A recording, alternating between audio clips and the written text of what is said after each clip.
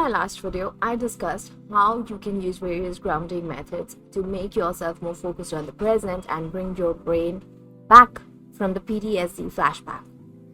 I thought I would make another video on the same topic which covers more of the grounding techniques so that you have a wider range of options. Let's go.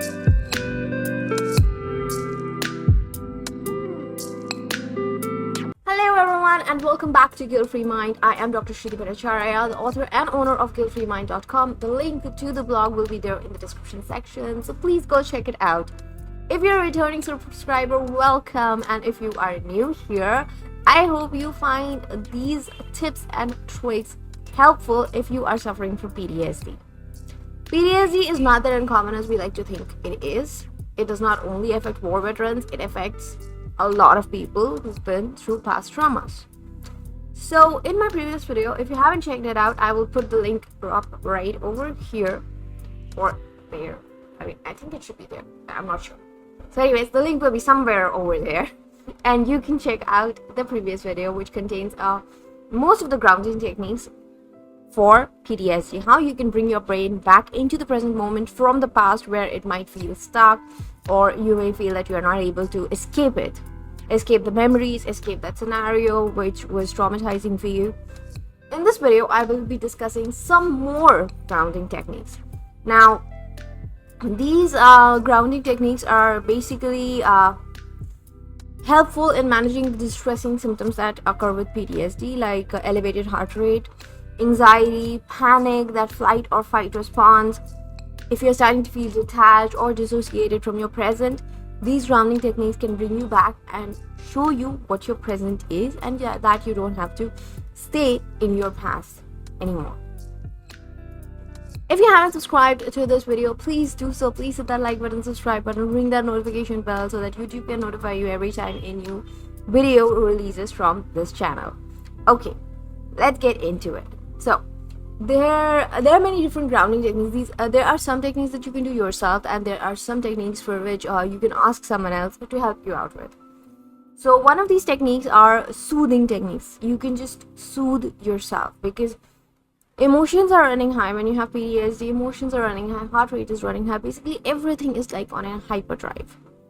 So what you need to do first is you need to focus on calming down your senses. Basically, all of these grounding techniques are focused on calming down your senses and bringing you back to the present. So you can use soothing techniques by yourself to calm down your senses. So the first soothing technique that you can use is self-compassion. Tell yourself that you are a very strong individual and this is not going to bring you down. Because of course you are very strong. You've been through that traumatic event. It's already in your past. You've been through it. You survived through it.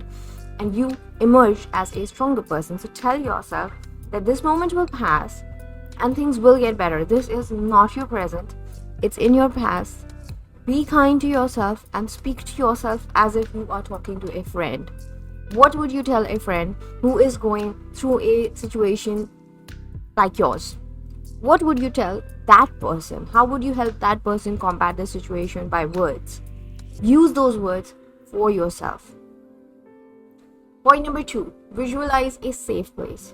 Now, as I keep mentioning in almost all of my videos, that these techniques will not work in a day's time. You have to give them time. So you have to start before. You have to keep practicing till the point that these techniques become like a flashlight in your head. Like, okay, I need this, I'll do it, and it's effective right now in this scenario. It will not be effective if you're just starting out when you're already under a heavy PTSD attack. So please practice before so that you don't have to end up with thinking that, oh, the trick is not working because I'm having PTSD and I'm trying it now for the first time and it's not working. It will not work like that. Without a proper prior practice, it will not work. So point number 2, visualize a safe space. Now, some people feel relaxed on mountaintops, some people like beach waves, some people like to sit in front of a campfire. Whatever feels relaxing to you. Now, what may feel relaxing to me may not feel relaxing to someone else. So you have to find out what feels relaxing to you.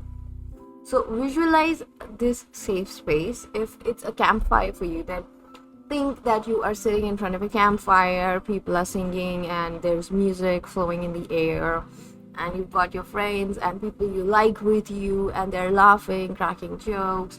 You are feeling relaxed, safe. Focus on the sounds. If that campfire is in a forest, then think of the insect and the bird chirps that would enter your ears, and the crickets if it's nighttime. If the campfire is at a beach, then think of the beach waves, the water lashing the shores. Like, visualize every aspect of it, every little detail, and think of how calm it makes you feel. For me, it's seaside. Seaside makes me feel calm, peaceful. So I would imagine the lapping of the waves touching the shores, how the sand is feeling under my feet, how the waves when they are touching my feet, how I feel then, how is that physical sensation. I would focus on all that. Point number 3, sensory engagement. Engage your senses. Listen to a soothing music, get a drink that you like, enjoy, savor, and be mindful of that drink. Similar with fragrance. If you like a fragrance, then you can use a fragrance.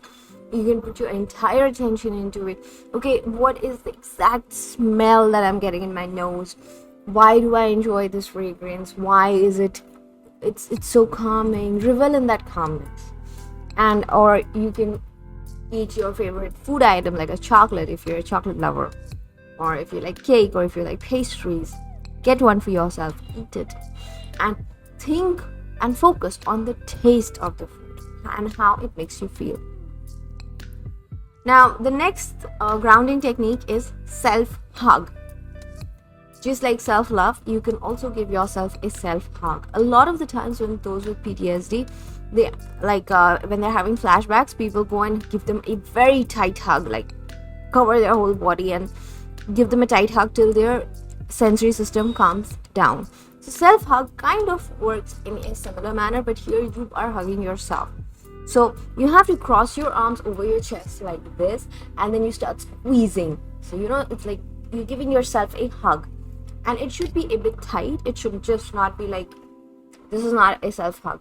Self-hug should be like squeezing. You're making yourself feel safe by yourself. So you have to put in a little bit of work.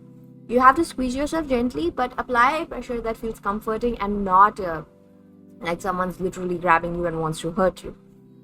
So when you're holding yourself, focus on the sensations of your breathing, of that embrace, and remind yourself that you are in a safe place and nothing is going to hurt you. You can also ask other people to give you a hug. Now that would come under the consensual touch factor. You can ask people for a hug with those whom you're comfortable. You do not go and ask strangers for hugs. You ask someone, a trusted friend, a loved one, whose hug you can take and feels nice and comforting to you. You ask that person to give you a hug, and if the pressure is less, you ask them to apply a little more pressure. Alternatively, you can also do another technique, which is hand on heart. You can put your hand on their heart and feel their heartbeat and try to match your heartbeat with theirs, or you can have them place their hand on your heart and you try to breathe deeply and you try to calm yourself down. So these would be consensual touch from others. Now, an alternative to the consensual touch is using weighted blankets. Weighted blankets provide a feeling that is similar to a hug. They also cause production of serotonin and reduce cortisol levels, and cortisol is the stress hormone. So if the cortisol levels reduce, you automatically start feeling less stress in your body. So you can use a weighted blanket. You can just put the blanket on you and you can curl yourself up into fetal position, have the blanket on you, and just lay there till the storm passes. And trust me, it will pass. Just have to give it a bit of time and it will pass. Next is pet therapy. I have 2 kids. I have 2 dogs. No one knows about pet therapy more than me. When things get tough, I go to them. I just start to pet them. You can pet them from head to toe, or you can have a cuddle, or you can have a snuggle, or whatever you want. Or you can just allow them to take care of you.